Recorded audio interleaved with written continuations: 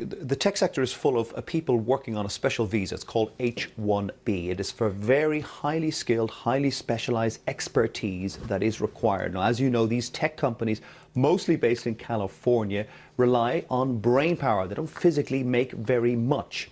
And quite a few of their staff are from the 7 countries on the president's executive order, which calls for an immediate immigration pause from those Muslim countries.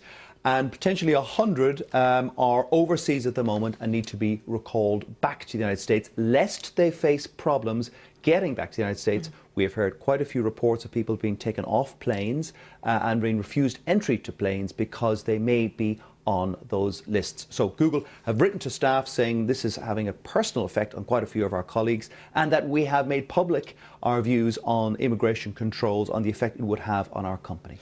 Is clarification required here, though, particularly from the Trump administration? Because he's talking about refugees coming in. There was no mention, really, of people on visas already. So it's slightly murky, this, isn't it? It's very, very unclear. But this is the classic case of the law of unintended consequence. The president, in what he said over the last 24 hours, wants to curb the arrival of potentially dangerous people. So he's banned people from mostly Muslim countries. The unintended consequences is that quite a few very clever, very well paid individuals are already engaged by American companies. And if they cannot leave the country lest they not be able to come back, or if they're overseas and can't come back in, that could have effect on these companies. They pay huge amounts of income tax.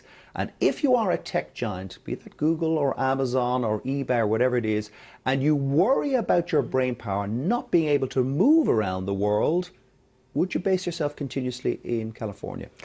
What about other companies? Any news from anyone else? Microsoft, yes, they have written to their shareholders saying that immigration controls could have a material impact on their business.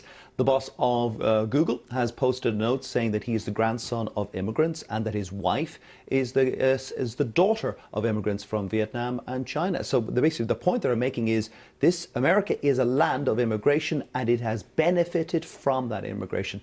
The tech community is nervous. Joe, thank you. Well, international help has arrived in Chile to help the country fight the worst wildfires in its history.